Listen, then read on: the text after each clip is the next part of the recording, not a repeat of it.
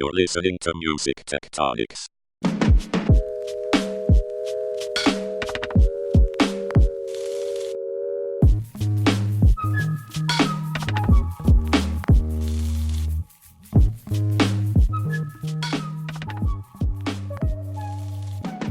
Welcome back to Music Tectonics. This is a podcast that goes beneath the surface of the music industry to explore how technology is changing the way business gets done. I'm your host, Dmitri Vietze. I'm the CEO and founder of the PR firm Rock, Paper, Scissors. And we're going to do something a little bit different this episode. When we first launched the Music Tectonics blog, which was the first thing we did in the Music Tectonics world, I wrote an article about some of the seismic shifts that are happening beneath the surface. I identified things, some of which I thought I was making up, some of which I definitely wasn't. Music is like water is not one that I made up. In fact, I heard Mark Mulligan at Meetum this year mentioning that he first heard it 19 years ago at Meetum when Gerd Leonard, the futurist, talked about this idea that music will become like a utility with people paying a monthly fee. I also identified music as an experience. Music is competing with everything. Music production is in the hands of the masses. And another shift as a result of that, there is substantially more music than ever. And I also talked about how music has been sliced into smaller and smaller pieces, which we can get into. But today, I want to introduce one that I have not put out there to the world, and I'm going to test it out with my guest, Vickie Nauman, who's here with us. How are you, Vickie? I'm really good. Vickie, you may have heard her voice on this podcast back, I think it was in March, when we talked about kind of music tech acquisitions and the different patterns there. And Vickie has her own consultancy firm, Cross Border Works, and happy to have you on again. Oh, I'm happy to be here. I because I feel like you've done such a great job of identifying some of these big shifts that are happening under the surface of the industry. That for many people, we're all just too busy, heads down, building and doing business, and we need to take a breath and pay attention to these things. Awesome. Well, I appreciate that. So I threw this one out with you, and let's talk about it. So I've got this new theory, and it's the idea that Humpty Dumpty is coming back together again. So that's kind of a ridiculous statement, but this is a seismic shift. And if you don't know, Humpty Dumpty is like a nursery rhyme that went, Humpty Dumpty sat on a wall, Humpty Dumpty had a great fall. All the king's horses and all the king's men couldn't put Humpty together again. So there's some maybe gender specificity that doesn't need to be in there about kings and men and so forth. But I identify those sort of as like the music industry in a way. Here we had this very robust physical marketplace in recorded music, and it seems like everything shattered when things first went to digital. The industry, the infrastructure were not ready for people to start consuming music in this way, and so many things around the systems and infrastructure fell apart. And you kind of have this sense that everyone's now trying to put everything back together. And so my theory here, Vickie, is that as Humpty Dumpty gets put back together, as the industry gets put back together in digital form or whatever it is that's happening and is emerging, it's not, you're still going to see the cracks as they glue this. It's funny. Humpty Dumpty is frequently portrayed as this anthropomorphized egg. I have no idea why, but I picked anthropomorphized egg with cracks getting glued back together. But to bring the metaphor further, this idea that it's coming back together in ways that it never was before, and that the systems that need to come into play. Some of them are kind of parallel with things that existed before. There's the systems of distribution and licensing and marketing, fan interactions, music funding, artist contracts. In a way, a lot of that stuff is no longer relevant, the systems that were there. And over the past 20 years, everything's being renegotiated and nobody's on stable ground.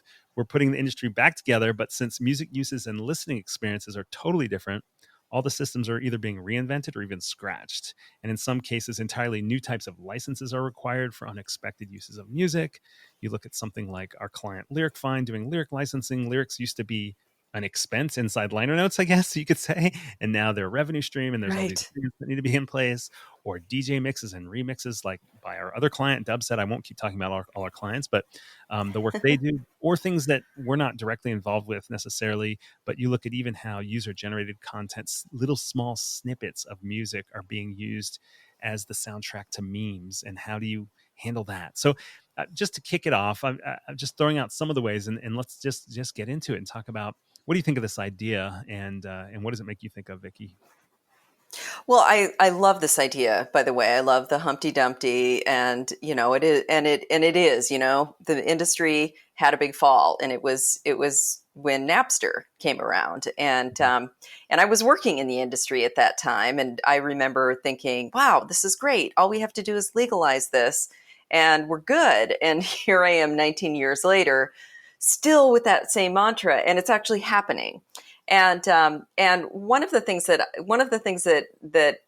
I now, when I reflect back on the last 19 years of this, is that when you have incumbents and you have existing norms, existing distribution models, existing marketplaces for music, that's what you build your entire business around. And that's what labels, publishers, management firms, and creators all really did. They knew that if they wanted to get played on the radio, they had to do a 3-minute single. If they wanted to release an album, they needed to do an EP or a CD. And both of these are what I would call containers of yesteryear. The only reason that we need a 3-minute single is because radio dictated that. The only reason that we need 10 or 11 songs on an album is because the storage of the physical container required that. But because we've had this older system of distribution through physical goods and retail, as well as promotions in radio, that system was already existing when this new digital system came along. So for the first probably 8 or 9 years, everyone was really struggling to try to bridge the gap between these two. And what we ended up doing is keeping the containers of yesteryear, keeping the 3-minute singles, keeping the 12-song albums, keeping them out on a bundled release cycle, and then trying to sell those to consumers in a digital form. That actually served a lot of purposes in the early days, because it created a norm for digital that mirrored the physical world. And that, I would say, manifested in things like a la carte downloads for albums and tracks. And then we've kind of morphed into this cloud-based environment, which at the beginning of that evolution was also still very heavy on, what are the playlists that you could put together with singles? You can access an album. Artists were still releasing and labels were still releasing things on kind of traditional cycles. But as the market has matured, and as I think everyone has now completely bought into this idea that cloud-based streaming services are absolutely here to stay. UGC is here to stay. There was a lot of resistance at the beginning of YouTube and other forms of user-generated content, that traditional labels didn't want their music bastardized by users doing things differently than what they may have envisioned in the studio. But all of these things are now the new norms. So as a result of that, money is flowing, which is critical. And artists and labels and publishers are starting to recognize that they can release music however they want. If they want to release a 45-second song or a 30-minute song, they can do that. If they want to release one song a month for a year instead of one album, they can do that. If they want to go from the studio and push something live without going through all the traditional intermediaries and just get things to market for the fans, they can do that as well. So I see all of these things as like the Humpty Dumpty, those are the pieces of the shell that we've picked back up and put together. And it may not look exactly like it was in the previous, in the previous physical industry. But we're starting to see this take on different shapes and sizes, which for me is really exciting, because that's where I think innovation and really developing music and systems and ways of distributions and listening in a digital environment where we start to really see some new opportunities emerge. Yeah. I'm intrigued by your use of the term container in that intro, thinking about this, and I think you're right. I mean, people had an expectation about how music was meant to be listened to, or people desired to listen to music in a certain format, but it really was based in something physical or something infrastructural that so they were recreating that in a digital form in a way, especially with like the download store, for example, or even the idea of singles too. We moved from albums to singles in a lot of ways in that moment of breaking up the album through, I think, iTunes and downloads. Um, but I'm also interested, as you talk, to think a little bit about the fact that a lot of the initial methods for this distribution channel of physical music had a lot to do with what the creators and the industry wanted to do for efficiency. And what I feel like is happening with the uses of music now, and what's forcing a lot of the Humpty Dumpty shifts after the shattered pieces have to be put back together, is that they're actually more reactive to how people want to experience music, or how they are organically experiencing music in a digital environment. And that's something that I think Exactly. is interesting. Like when you think about, certain shifts in the format of music, from wax cylinders to to vinyl to cassettes, 8 tracks, CD, all that, cassettes, all that kind of stuff. Those were like breakthroughs. They were opportunity to resell music to an existing audience. In certain situations, they had some advantages that previous formats didn't have. And so all that stuff makes sense from an industry side.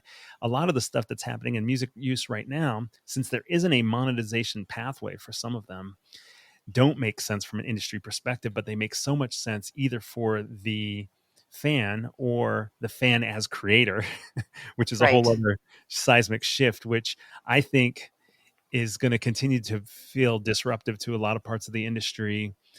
In that, just as we're starting to get comfortable with this idea of cloud-based streaming services, people are going to have to now decide, okay, is this user-generated snippet meets meme type expression of, say, a TikTok video, is that competing with music monetization? Is it a parallel universe? Is it, and if it is a parallel universe, is it one that competes, or that is just creating more wealth for the industry? It's so interesting, though, to think about this idea that some of this stuff is fan based or fan pushed uses that are forcing the industry to kind of rethink how we think about licensing and ownership, actually. Well, exactly. And there are things that are happening now that that I look at the gaming industry, and 10 years ago, no one would have ever thought, oh yes, I'm going to play video games and I'm going to have my friends record me playing the video game, and then we're going to post it on YouTube and Twitch, and that people will want to watch. People will want to watch other people playing video games. We wouldn't have conceived that that was a thing, but it is. And so, now when I'm working with a really exciting gaming company called Beat Saber, and we just licensed Imagine Dragons and got Imagine Dragons in the game, and we, what we're starting to see is these other kinds of platforms that the industry has kind of missed out on. Like, I would say that gaming is one of these that, what is that container? It kind of, it falls in between all sorts of licensing norms, but it's a great way to get music in front of fans where they're immersed in it. They are hearing and experiencing and participating with the music in ways that you don't when you just have a streaming service that's playing music in the background of your office, or while you prepare dinner. And it also is a way for people in the A&R and the marketing teams of labels to reach a different audience and in a different context. So we're starting to see things like that. And a lot of these initiatives are really being driven by artists and by those on the creative side of the industry, not necessarily on the business side of the industry. Because if you think about monetization and you go down a path of, here are a handful of norms of this is how you could license a la carte downloads. This is how you could license an on-demand streaming service. This is how the revenue flows from consumers through this very twisted, winding path, and the royalties make their way to the rights holders and then the creators. There's a norm that's developed around that, and these new uses where we've got music in games, we've got stems, we've got little sample marketplaces like Splice, we've got music that's just little clips are being used in emojis. What are all of these things? Are they promotions? Are they marketing? Are they monetization?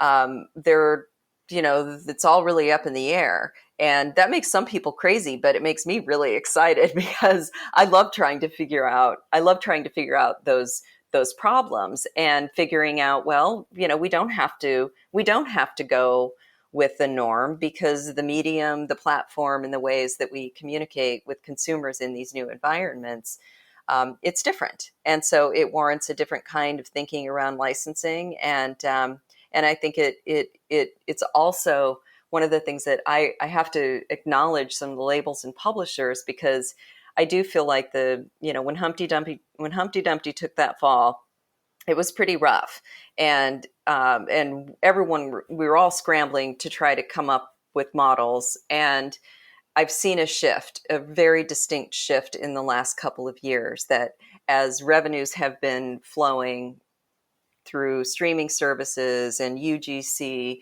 that we've seen a lifting of a lot of people's perspective inside the traditional rights holders, that okay, a little bit of pressure is off. Let's look at some of these new innovative platforms, and we'll figure out what they are, and what the licensing norms are. And I personally believe that almost all of these uses should have some way of monetizing. And it could be monetizing, it could be free, but there's a monetization in the sense that if you send an emoji that's got music in it, that there's data and there's a connection and there's value to be extracted from that, if we have the data organized and if we have the systems organized, and if we present music in new and innovative environments for people to consume it, they will pay for it. I've never doubted whether or not people will pay for music. And because I feel like it is the most personal medium. Yeah. Let me ask you something about that, because there seems to be a narrative in the industry right now that says music is being undervalued. And I think the implication is people are not willing to pay the right amount, pay enough for whatever their music experience is. So I guess I'll just ask that question: is the fact that people are willing to pay something enough of an answer for that Right. for that kind of measure? The streaming services, the $9.99, for the first really 10 to 12 years, we were almost exclusively focused on how, as an industry, how can we create a legal model that is going to compete with free? And it took a long time, because it isn't just getting the licenses in place. It's about having the right networks for your devices. It's having the right storage capacity for your devices. It's coming up with all the right metadata schemas and everything that we have to do to be able to get money flowing and get attribution. So I feel like we've reached that point where it took us from 2000 to probably 2015 to really have streaming take hold. And it has taken hold. But because it's been priced at $9.99 for access to everything that's ever been created, we have, as an industry, we have set a value on music at $120 a year. Now, I know that there are, if we look at how much money people are willing to pay for live music, how much money people pay for merch, I believe that we are not anywhere near reaching the true value. And I don't think the answer is to then say, well, Spotify and Apple Music and Deezer and everybody has to be those services should be $30 a month, because I don't believe that there's that much value in it, of having just access to a catalog. But I think there's a really big opportunity to bring more focused, immersive, and specific music experiences that don't compete with the streaming services, but that are likely additive. And that it's highly likely now that music lovers are either on a free or a paid service. But that doesn't mean that we've tapped out everything that they're willing to spend. And what are those more high value, bite-sized experiences that we can layer on top of it? Yeah, it's interesting to think about the additional ways in which people can experience music, and that being additive to whatever their basic streaming subscription is as well. Obviously, people are not likely to subscribe to multiple streaming services, so you can't increase the pie that way very realistically. And it's true that I think we're seeing some uses that are emerging um, that are musical, but they don't compete with the idea of listening to music. You may be competing with the time they would have been spending on social media or playing video games. So at Music Biz, there was a room of startups working with Universal, and one of them was Song.ai, which was one of these STEM remix apps. It's a tablet app where they take an existing popular song and let you as the user play the song, but in the way that you want to, kind of use the same trumpet sound or guitar sound to solo with the rest of the song, and interact in that way. And, I don't think somebody's going to say, oh, I'm not going to put on any music today because I already soloed on this Miles Davis track that I borrowed, or, Exactly. I'm completely I fulfilled. think, I don't need any more music. Right. That's more like, well, I'm not going to play video games because I just stared at a screen for an hour playing with music, and then you're going to hop in your car and turn on your music, or you're going to go cook and turn on your music, or go for a jog and turn on your music. In fact, in some ways, it might make the fan base more engaged and want to listen to more music because they feel like they're a part of the process as well. So one thing that comes up for me is that in addition to the licensing issues in relation to these new uses of music is also kind of the artistic issues too. So that example that I just gave, where somebody's interacting with stems, it's like the owners and the creators, the artists, the songwriters, the publishers are giving up even more control of what their art sounded like. So you mentioned earlier in the conversation that it took a while for people to get used to that with video, with UGC, user generated video. Now this is a whole other level where people are actually reconfiguring the song. They're not just adding the song to their own visuals. They're now actually recreating the song. Right. Exactly. But I think I think that, this is a point where I remember in some of the early contracts that I did for licensing, there were clauses in those agreements that said, you will not place our music in any kind of user generated environment, user uploaded, on and on and on, because it wasn't seen as legitimate. And it was sort of like, well, why we've already mixed this and it's perfect. So why would we want, and we've released a video and it's perfect. So why would we want users messing around with this? But I think that it took a while for everyone to buy into this. But the fastest growing mechanism for people to consume music is out in YouTube, and it's UGC, and there's all these new shapes of remixing and interacting with music, and having personalized tracks and personalized experiences. And I think that a lot of these ideas have been floating around for a long time, but there was so much resistance to all of it in the industry that there was just a limit to how far any of it could go. And so now I'm seeing a shift, and on the creative side, people are kind of letting go and saying, yes, okay, let's put this out there. And of course, this Beyonce track is fantastic, but we don't know, maybe her fans may have a different idea and come up with an idea. And who are we to say that isn't valid? So it's no longer seen as a threat. It's no longer seen as something that you have to try to whack-a-mole and put, tamp all of these things down, but to rather embrace it.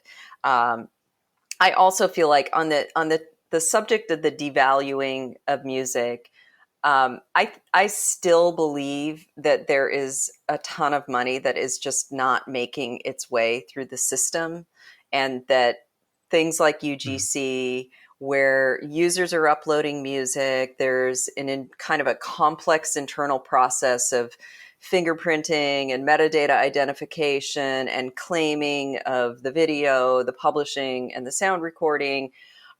These are not scalable for people to be handling, and labels and publishers and rights holders to be handling those manually. These need machine learning. There's such a massive volume, and when you consider all of the things that need to be done within a really narrow time range to actually achieve the level of monetization that music earns in UGC environments, um, we haven't had the right systems in place to be able to extract that value.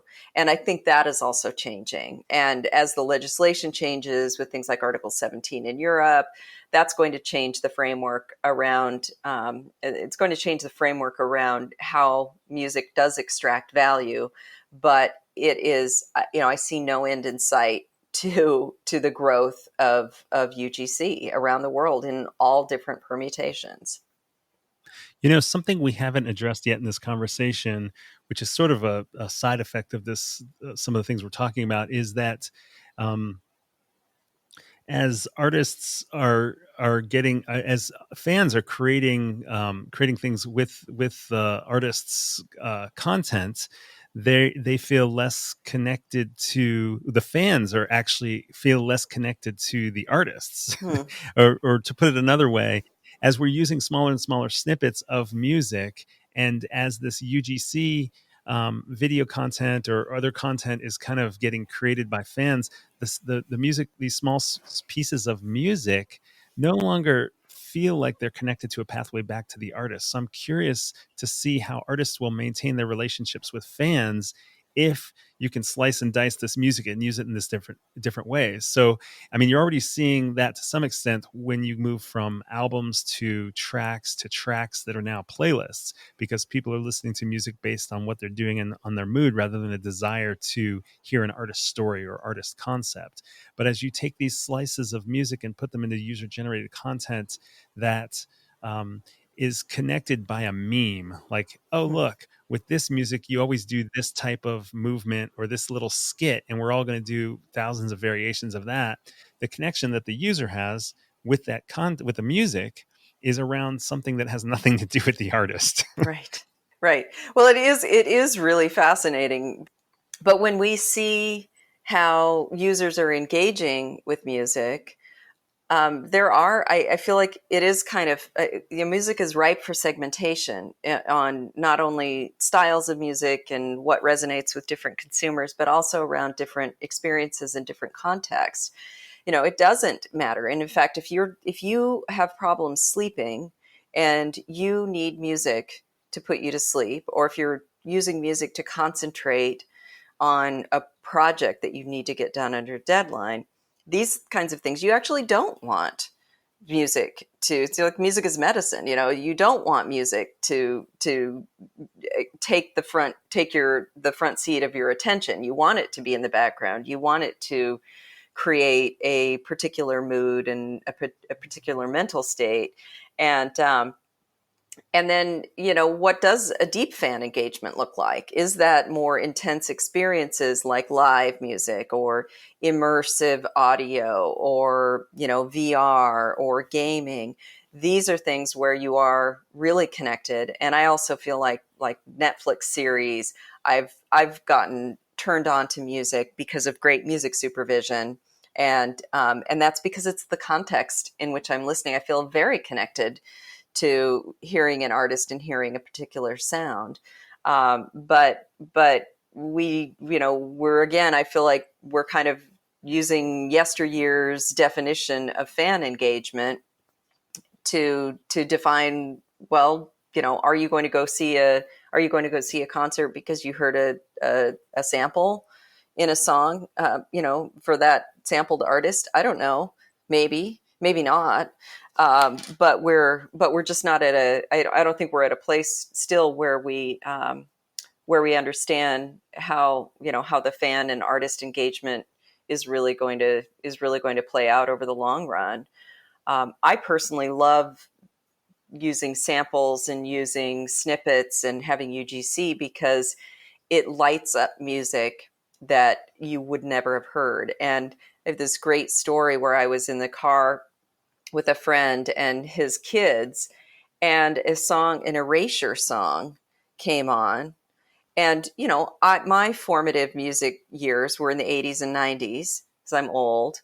And these kids, they started singing with this Erasure song. They knew every lyric. And we looked at each other and we're like, how in the world do you guys know this song? And they said, oh, it was in the Magic Unicorn game. And so I feel like, well, then, we've just done Erasure this incredible, this incredible service by putting their music in a different context, in a different environment. And that is a different kind of fan engagement than the olden days of going and hanging out at a record store and, asking the person behind the counter to play the new Erasure release before you buy it. But I don't know if it's better or worse. Yeah, there's so many ways that this is just getting reformulated in terms of how people are engaging with content. And, every generation is going to feel differently about the style of engagement of the previous generation and vice versa. And I've got a 19-year-old, so I can open up TikTok Right. and get a little bit of context about what's going on and get a fast Right. course. And she's probably aging out of the TikTok generation. And she and my 10-year-old that's made a pretty great. awesome birthday TikTok for me, which was pretty cool. And using the Beatles, you say it's your birthday track, which I don't know what the licensing looks like behind that, but um, that's a way more special moment for me than happening to hear the song on the radio, or for even somebody to Oh, put that song on. Like they spent hours creating this piece for me, so now that song has a whole other meaning for me as well, which is pretty cool. And if you look at the memes that are created with music, um, it's just a whole different type of engagement. And yeah, I think to some extent, probably a large part of the time, the music is a soundtrack. It's a little bit of a background, not like the Netflix experience that you were describing, which I've also had many times. Tracks that I now have saved in playlists, and they actually mean something different because I saw them to a particular TV show or movie, but I never would have discovered them without that. Um, mm-hmm. but there's this engagement of like, I'm actually creating something, so that music is like really ingrained in people's minds that are making content with it.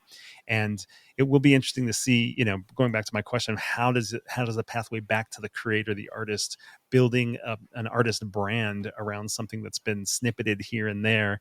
But I think it will happen over time. It's just, I think people feel threatened by it right now because it feels like it's out of context.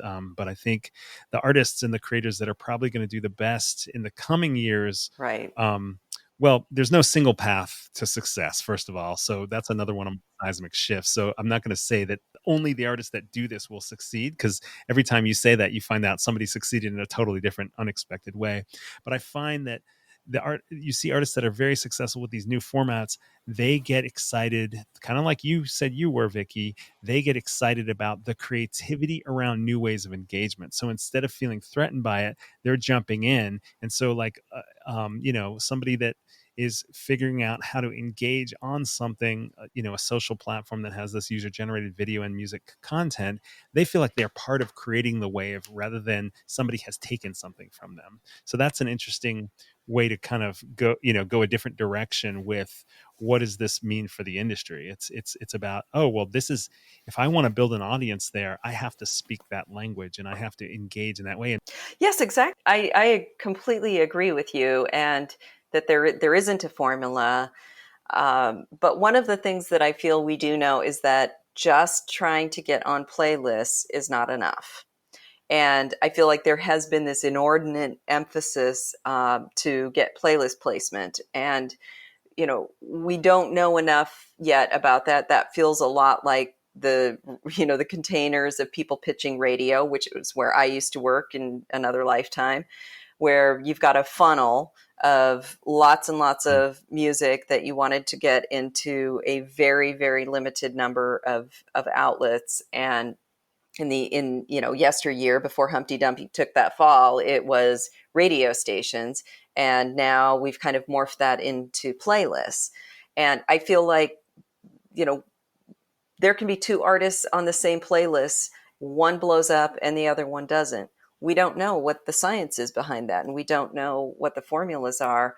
But you can't just bet your music career on getting on playlists. You have to be open to engaging with fans in different ways, making your music available in different kind of environments, consumption environments, and have your own fan base that are addressable, that you can reach them in email and in SMS and streaming services, because as these patterns of consumption shift and things like TikTok come into the landscape, you have to be ready and you have to have your music there, because if it isn't, then those consumers they're not going to make their lovely dad a Beatles video. They're going to use whatever's in there, and by having the Beatles in there, it's meaningful not only to you on the receiving end, but that next generation that's creating. That's right. I mean, if you're not there, you're pretty much invisible. So that's a tricky part. So, well, this has been fun, Vickie. Thanks for playing the Music Tectonics Seismic Shifts game.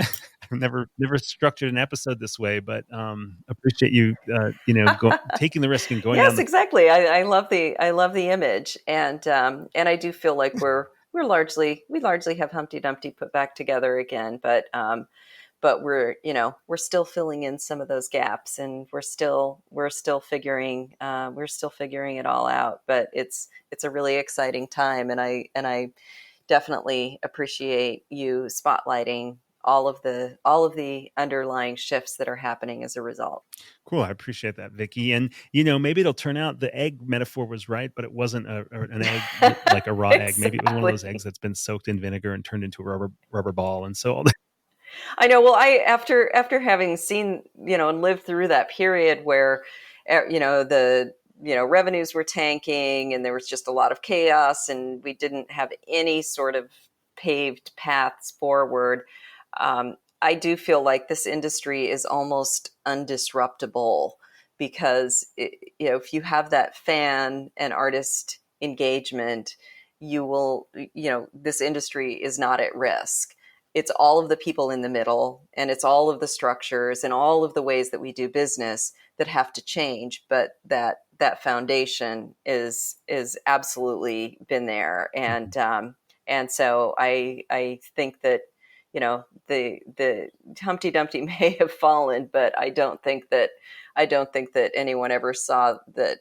At least I never saw the industry at risk of just being completely wiped out. It's evolving. It just evolves very slowly and sometimes painfully slowly. Yeah, and then picks up speed again. Music is kind of like a drug, and it's kind of like a liquid. It just seeps everywhere, and you can't stop it really. It's seeping into every part of life now, which is cool to see, and obviously for the creators and the rights holders, it's good when it pays, not to be fake. But so thanks again, Vickie. Thanks so much for joining us. Thank you, and keep up the great work. Thank you, and thank you for listening to the Music Tectonics podcast. Do me a favor, subscribe to it on your favorite podcasting platform. Post about it, spread the word. We're still young, and would love to get your feedback. If you have ideas about what the seismic shifts are that are influencing the music industry, I'd love to hear from you. You can find me on Twitter at Dmitri Vietze, on LinkedIn, Facebook, Instagram, everywhere. You can email me at music@rockpaperscissors.biz, B-I-Z, and let me know what you think are some of the most interesting shifts beneath the surface. Or you could also come to our conference called Music Tectonics in Los Angeles, October 28th and 29th, 2019. We'll be taking over the Skirball Cultural Center on the 29th of October, and these are the types of conversations we'll be having. You can get a $50 discount code to the conference, which is already very affordable, by going to musictectonics.com and signing up for our newsletter. Thanks so much for listening.